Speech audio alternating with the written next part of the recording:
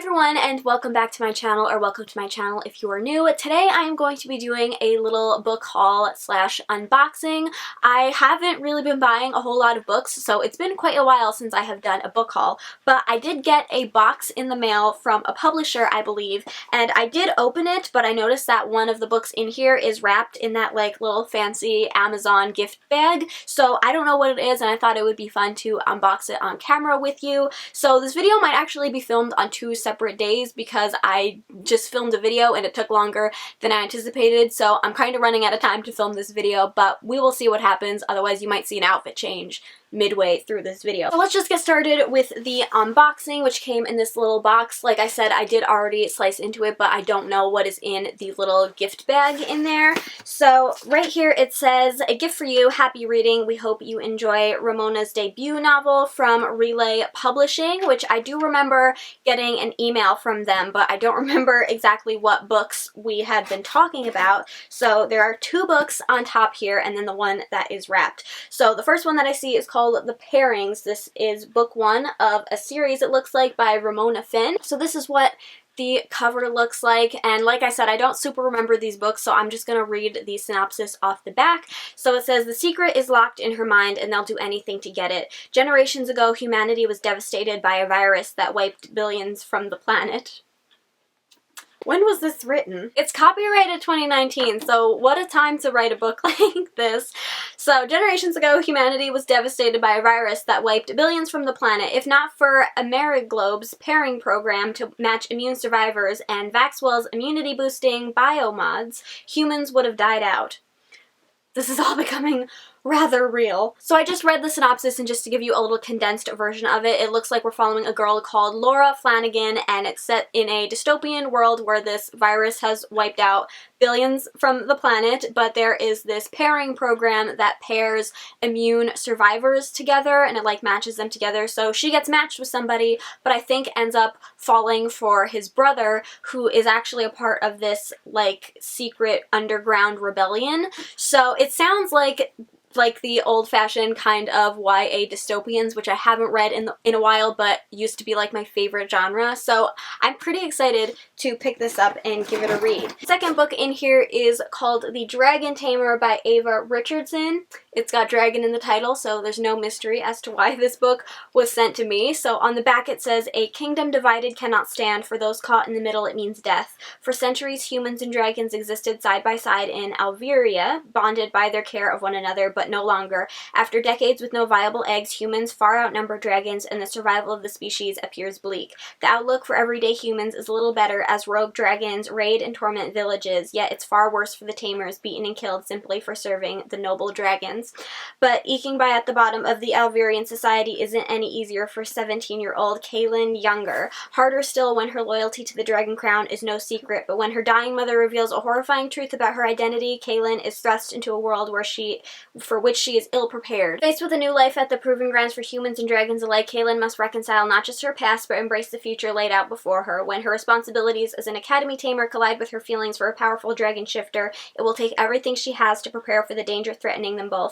The fate of the dragon she has sworn to serve rests in her hands. Now Kaylin is no longer an outsider, she's the enemy." So this sounds really interesting. I haven't read a dragon book in quite a while, to be completely honest, so I'm very excited to read that. Now we have the final book in its cute little packaging. I don't actually know if I've ever gotten one of these before. I've only seen them in other people's videos, so that is pretty cool. And this one, the tag also says the same thing, that this is the debut novel of this particular author. So I'm assuming that means the book in here and not this one. I think this one in here is whatever her debut book was. Why is this so difficult for me to open? Okay. Ooh. Man, I just struggled with this intensely. Okay, we have The Glitch, book one of the Glitches series by Ramona Finn. So this one must be her debut. And on the back here it says, "Being human means more than just surviving. In Lib's world, it's dangerous to deviate from the norm. In fact, for someone who doesn't live up to the AI standards, it's practically a death sentence." Okay, I love AI books, so this sounds super interesting. Lib learns that the hard way when she wakes up with her memories erased in a barren wasteland where bands of rogues scavenge for for food and resources. The hostile place is the outside. Lib is a glitch, an imperfect human component of the utopian norm. Now she'll have to team up with her fellow glitches, Sky and Raj, and the mysterious rogue wolf tracker and his clan to survive. Wolf only cares about the survival of his group. Oh, Wolf, that brings me flashbacks to the Lunar Chronicles, just saying. But Raj thinks they can hack the AI and change the norm for the better. Now Lib will have to decide which path to choose, whether to go with handsome loner Raj or stay with Wolf and his tight-knit group. Her heart is drawn to both, but she's carrying a deadly secret that could jeopardize them all. Will she be able to save her newfound family and stop the AI before it's too late? So it looks like we have a little bit of a love triangle in here, which isn't my favorite, but I do love AI, and again, this seems to be a dystopian kind of story, so this seems like a fun time. And all of these are a part of a series which I also don't read super often, so it's going to be interesting to check these books out. As per expected, I did run out of time to finish filming this video, so you are going to get an outfit change right now. Somehow, I don't imagine that came out as good as I thought it would. So as expected, I ran out of time to film the book haul portion of this video the same time that I filmed my unboxing, so now I am back several days later to film the book haul. I don't have a whole lot of books to show you because I've been pretty good about not buying a whole lot of books, but also because I have been pretty good at staying on top of reading the books that I buy within a reasonable time of me actually buying them instead of them sitting on my shelf for like 3 years. So because of that, not all of the books that I read that I bought recently were the best. So I figured I didn't want to feature them in this book haul to then feature them in an unhaul like a week or two from now, which I plan on doing. I thought it would just be a little redundant. So that is why there's so few books in this book haul. But nonetheless, let's get started with the 3 books in this haul that I did already read. First up, we have Layla by Colleen Hoover. This is a paranormal romance with like a bit of a mystery to it. I just read this recently for one of my reading vlogs. I can't remember which one, but it was also featured in my recent wrap-up. So if you want to hear all of my thoughts on this book, I will leave a link to one of those videos up in the card in the corner. But I really enjoyed this book. In it, we follow our main character called Leeds, who is the bass player of a band, I think, and he's playing at a wedding, and there was one girl that is just dancing absolutely terribly to their music, and that is Layla, and they end up hooking up that night and forming a relationship. A couple weeks into it, Layla ends up getting into this horrible accident that just leaves her not the same person that she used to be. She used to be like this carefree, dance to her own beat kind of person, and now she has a lot of anxiety, and she's just not the same person that she used to be. So to try and help her, he takes her on a little vacation to the bed and breakfast that they stayed at when they first got together. But when they get there, strange things start happening, like things moving around and lights flickering and so on and so forth. So yeah, I really enjoyed this book, and I would totally recommend it, especially if you love Colleen Hoover. It just has that romancy kind of feel, but this time with a little paranormal twist to it. Next up, we have a book that I absolutely raved about last year, but I got it from the library, so of course I had to buy my own edition for my library, and that is Serpent and Dove. This is the first book in a trilogy, I think it's going to be. It is historical fiction, fantasy, romance. There's a lot of genres going on in this book, but if you're not familiar with what it is about, in which case I'm assuming you're very new to my channel because I talked about it a lot last year, but in this book we follow our main character called Lou, and she is a witch, and she ends up being forced into an arranged marriage with a witch hunter who doesn't know that she is a witch. And this was possibly my favorite book of last year. In fact, I think it was my favorite book of last year, along with its sequel, which is Blood and Honey. So I'm not going to rave about it again now, but just know I absolutely love this series, and I am so excited for the 3rd book, which if you think this cover is pretty, you should see the sequel, and then if you think that cover is pretty, you should see the book that is about to come out, because they just keep getting better. And then finally, for the books that I have already read, we have Chasing Lucky by Jen Bennett. I believe this is her most recent release, but anyways, the most recent one that I have read, and I absolutely love this book, so much so that I did a whole dedicated review video for it, which I will leave a link to up in the eye in the corner if you want to hear more about this book and my thoughts. But I absolutely love this book. It is a YA contemporary romance that is basically best friends to enemies to lovers. So it includes so many tropes that I love, and they're just done so well. I can't even explain to you how good everything is about this book, both the characters and the writing. And let me tell you, I thought that I was over having like bookish boyfriends until the love interest in this book came along. He's like the bad boy type, but is actually like the sweetest person on the inside, and that is my favorite. So yeah.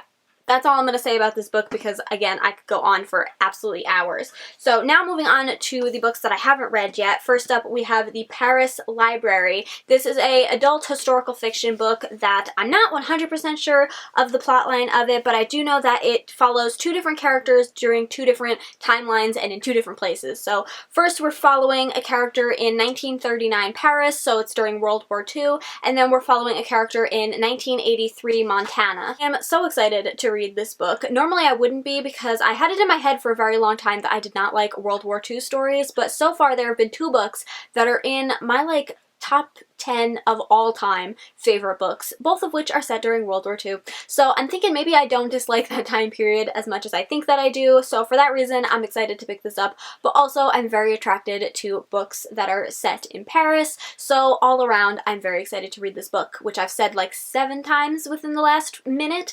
But also, I normally, because historical fiction, just in general, not even World War II stories, because historical fiction is so hit or miss for me, I wouldn't normally go out and like buy a hardcover copy of one of these books because there is a chance that I might not like it. However, the cover of this book is so stunning, in my opinion, that even if I don't like this book, there's a chance I will probably still keep it just because I think that this is so pretty. But hopefully I will like it, so let's not jinx ourselves.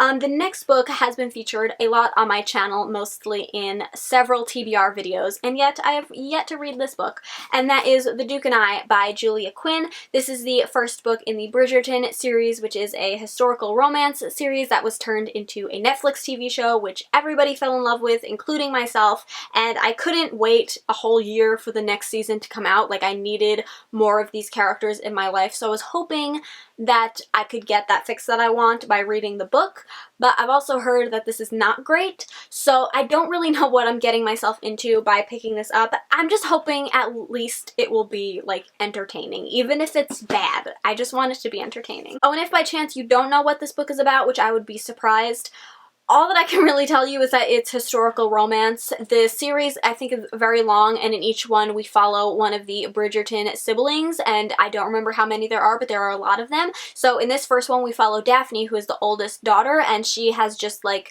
come of age to be married. So that is, like, the premise of this story. Next up, we have The Midnight Library. This is, I think, contemporary fiction, but with a bit of magical realism. I think we're following a main character who unfortunately takes her own life and then ends up in a place called the Midnight Library, where each book is basically a different decision she could have made, and she can like go into each of these books and see what her life would have been like had she made these different decisions. I have heard so many great things about this book, and of course we know I enjoy books set in like libraries or like magical libraries, things having to do with books, stuff like that. So, but also like the premise of the story, I really want to know how it's going to deal with the obviously heavy subject matter that it is taking on. So I'm really intrigued by this book, and it's not very long also, so we'll see how I like this one. And the final two books that I have to show you are actually both Disney books. The first one I featured in my most recent Disney haul, and that is Evil Thing by Serena Valentino. This is one of the newest books in the Villains series, which is a series of books where each one follows a different Disney villain, and I'm pretty sure all of them are supposed to be origin stories. I read the first one in the series, which was about the Evil Queen, and that one was like an origin story up through Snow White and the Seven Dwarfs, so I assume that all of the books follow a similar thing of like origin story and then maybe like into the movie or something like that. I don't know.